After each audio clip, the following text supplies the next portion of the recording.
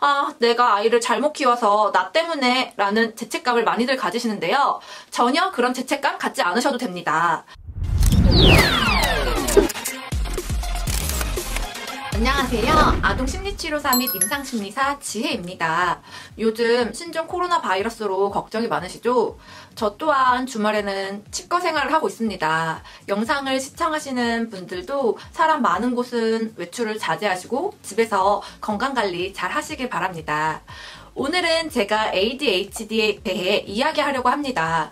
항상 제가 이 이야기를 할 때면 잊혀지지 않는 한 친구가 있습니다. 제가 초등학교 2학년 때였는데 수업 시간에 계속 돌아다니고 책상 아래로 들어갔다 나왔다를 반복하는 남자친구였습니다.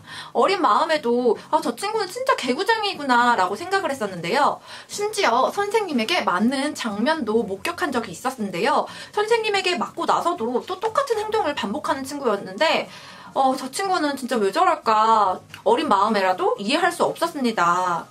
제가 이제 대학에 진학을 해서 아동학을 전공하다가 혹시 그 친구가 ADHD가 아니었을까 생각하게 되었습니다. 왜냐하면 제가 앞으로 말씀드릴 ADHD의 행동 특징 중 그 친구가 보여준 행동들이 매우 비슷했기 때문입니다.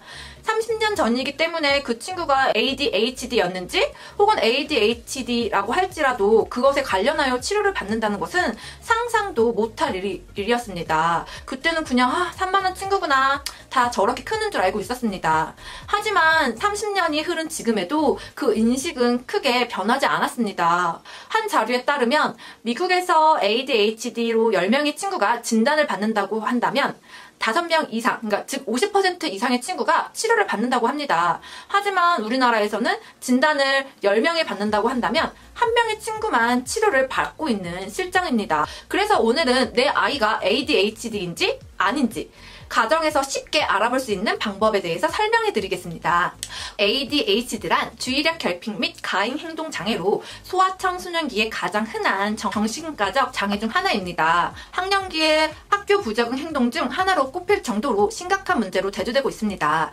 12세 이전에 발병하고 가정이나 학교 그리고 사회생활에 지장을 주며 여아보다는 남아에게서 3, 4배 가량 발생 빈도가 높습니다. 이 ADHD의 가장 대표적인 행동은 부주의함, 충동성, 그리고 가행 행동 3가지의 주요 증상을 수반하는 아동기 발달 문제를 말합니다. 대체로 가행 행동 충동형은 남자아이에게 그리고 주의력 결핍은 여자아이에게 많이 나타납니다. 최근에는 이런 ADHD에서 충동성이나 가행 행동성이 없어 주의력 결핍만 보이는 ADD, 즉 조용한 ADHD도 많이 나타나는데요. 그 조용한 ADHD에 관련돼서는 마지막에 좀 더 자세히 말씀드리도록 하겠습니다.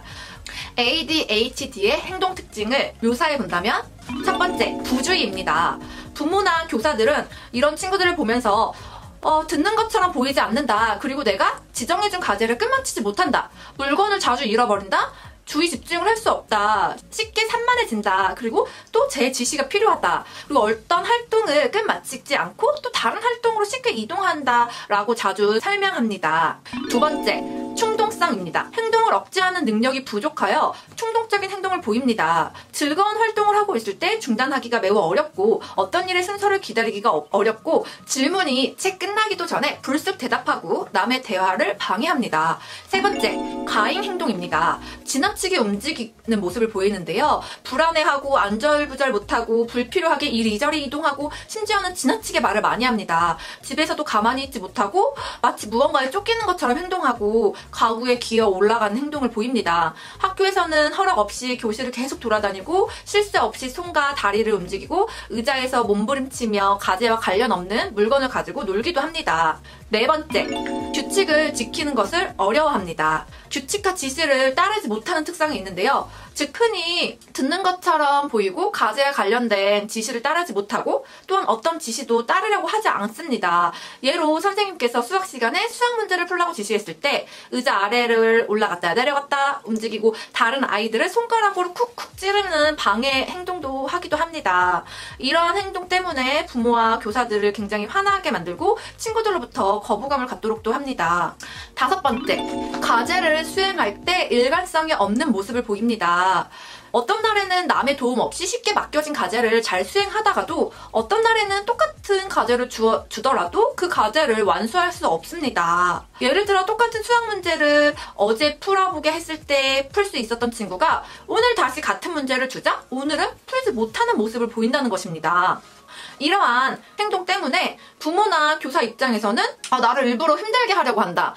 이 아이가 나에게 반항을 안 해? 아니면 굉장히 게으르구나 라는 인상을 심어주게 됩니다. 이렇게 말씀드린 ADHD의 행동 특징 5가지 중에서 우리 아이가 한 가지라도 그러한 모습을 보이는 것 같다라고 생각이 되시는 분들, 그리고 그러한 행동이 최소 6개월 이상 지속되었을 때에는 가까운 센터에 내어놓으셔서 ADHD 검사를 받아보시는 것을 권유해드립니다. 육아를 하는 모든 부모님들께서 행복해지는 그 날까지 육아 코칭 행복한 육아 GSM은 응원하겠습니다. 제 영상이 도움이 되셨다면 좋아요, 구독 부탁드립니다. 감사합니다. 또 만나요.